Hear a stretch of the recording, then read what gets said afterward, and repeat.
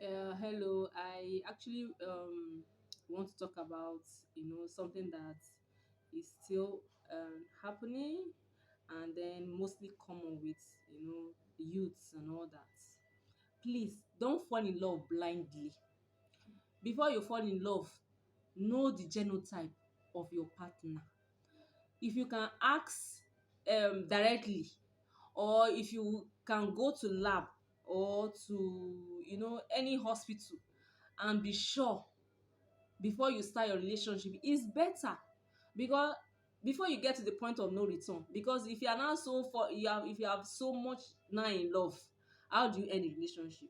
If you have done all your introduction everywhere, how do you end the relationship? Or if you are now into marriage before you now find out what your genotype is, how do you end it?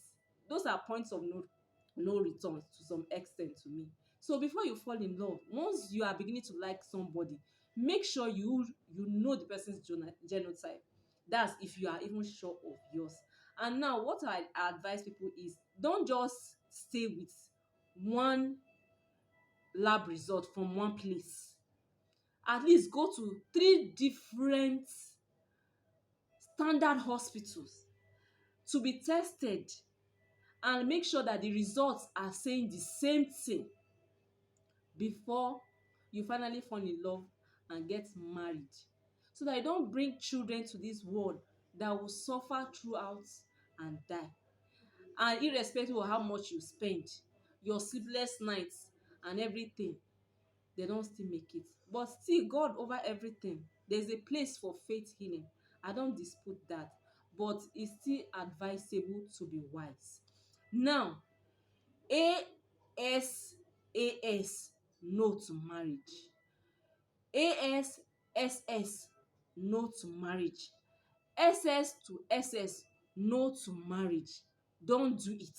Why? Because that so-called love that you think rules everything, once you're in the marriage, no money, no health, you can't enjoy it. So love will now just be like, whatever thing I can't really describe and explain. And then those that don't really women that don't know their blood group is also important. That's why it's good to go to registered standard places for your antenatal. Or as a lady, you like to do abortion, you have to be careful.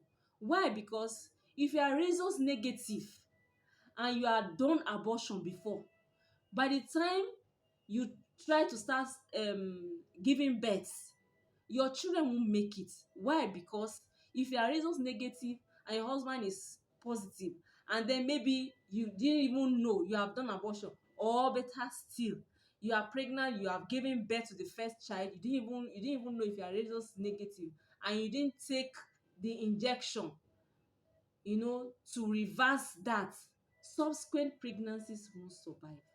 So those are the things you have to be sure what you are doing before you put yourself in a condition that you can't, it will be difficult to really come out.